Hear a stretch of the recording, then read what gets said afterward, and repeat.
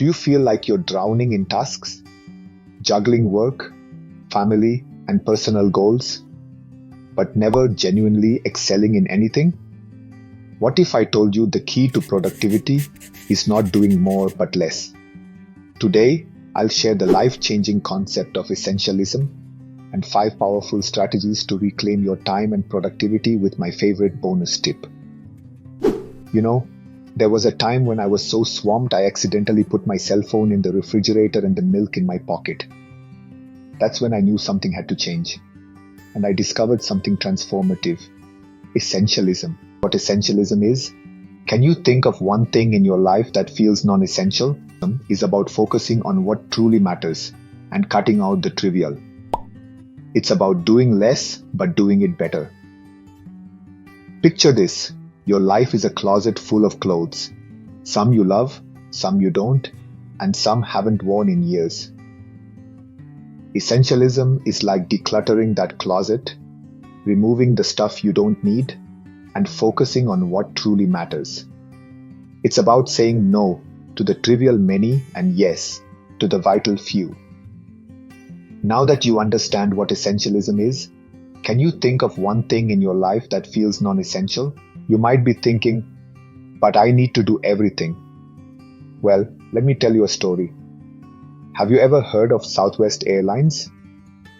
Now one of the most successful airlines in the US, Southwest started from humble beginnings. How did they soar above the competition in the highly competitive industry of air travel? Southwest Airlines had a unique philosophy. Let's do one thing and do it well. At a time when other airlines offered luxurious first-class seats, fine dining in the sky, and an array of flight destinations, Southwest Airlines decided to take a different route. They asked, "What is essential for us?" The answer was simple. Get passengers from point A to point B as efficiently as possible. They stripped away the extras, no fancy meals, first-class seating, or even assigned seats. Talk about an airline that's in line with my diet plan. Everyone thought they were crazy. So, what happened next? They focused purely on offering affordable, reliable, and frequent point-to-point service. It was a bold move, a stark departure from the norm. People thought they were crazy, but Southwest Airlines was exercising essentialism. They chose to do less but do it better. And guess what? Their strategy worked. Southwest Airlines didn't just survive, it thrived, becoming one of the most profitable airlines. Their success wasn't born out of doing everything, but out of doing one thing well. That, my friends, is the power of essentialism. But essentialism is about more than just doing less. It's about making choices. Remember when you were a kid and you could choose what game to play, what tree to climb, or what book to read? That's the power of choice. Essentialism is about reclaiming that power, choosing what's important to you and letting go of the rest. Imagine you're invited to 2 events on the same day, a friend's party and a networking event. Both seem essential, but you attend the networking event because it aligns more with your career goals. This is an example of exercising your power of choice. Being selfish is not too bad after all. Strategy 1. The importance of play and rest. Imagine yourself as a hard-working professional, always on call, even during weekends. Your dedication is praised, but the constant stress starts impacting your health. I remember a time when I was working so hard that I forgot what a weekend felt like. One Saturday, I typed away at my computer when my dog came over and sat on my keyboard. I realized he was right. I needed a break. Now picture yourself reclaiming your weekends, taking time to engage in hobbies and activities that recharge your batteries. This break leaves you refreshed and boosts your productivity. Remember, time spent on pursuits isn't wasted. It's an investment in your well-being. What is one hobby or activity that you love but need more time? How can you incorporate that activity into your routine to promote rest and play? Strategy 2. The ability to say no. Consider a scenario where you always want to help, juggle multiple commitments, and struggle to find time for what truly matters. You learn the power of saying no, and suddenly you have more time for yourself and your loved ones. Saying no isn't about being selfish, respecting your time and priorities. Strategy 3. Setting boundaries. Visualize your life as it is now. Your phone is constantly buzzing with work messages, even during family dinners. You decide to set boundaries. Your personal life is suddenly reclaimed, and work no longer invades your private time. Boundaries are essential. They protect your personal life from being consumed by work. What is one area in your life where you feel your boundaries are overstepped? How can you communicate and enforce this boundary to protect your time and energy? Strategy 4. Avoiding the sunk cost bias. Imagine you have been investing a lot of energy in a relationship. Despite relentless efforts and substantial investment, the association is falling apart.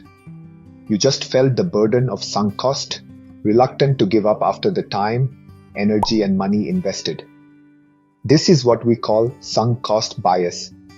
With a heavy heart, you need to leave the relationship if it is toxic.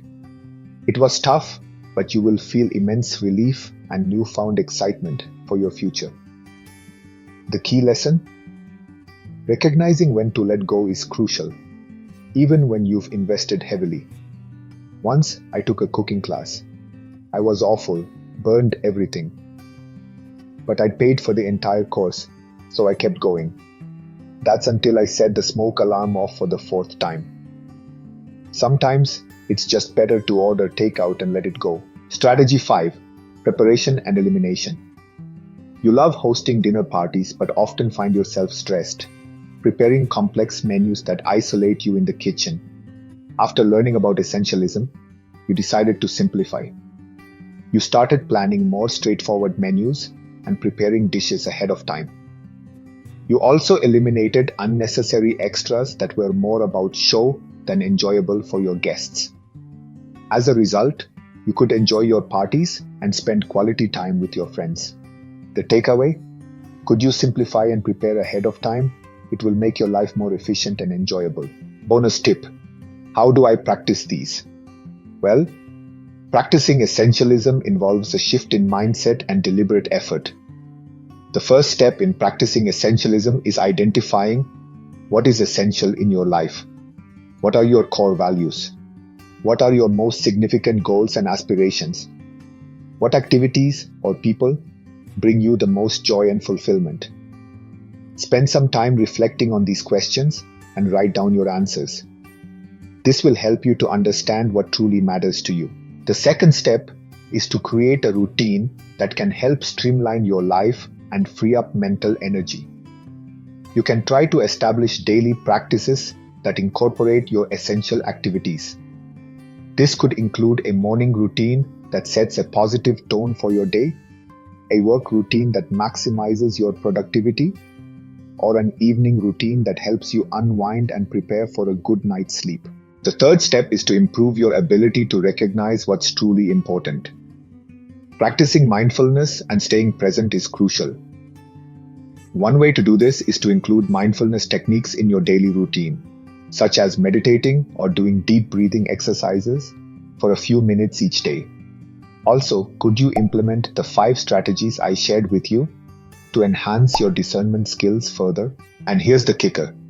Practicing essentialism isn't always easy. It's like training a cat. When you think you've got it, it scratches you. It isn't just a one-time thing. It's a continuous process of questioning, updating, and refining. It's about constantly asking yourself, is this worth my time? Is this helping me achieve my goals?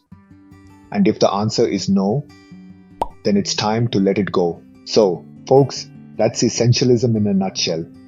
It's about doing less but doing it better.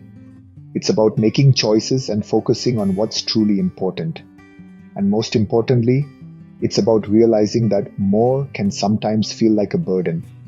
So, the next time you feel overwhelmed, remember, less can indeed be more. Until next time, keep it essential. Now that you've learned about essentialism, what's one area in your life you will start to declutter? Share your thoughts in the comments below.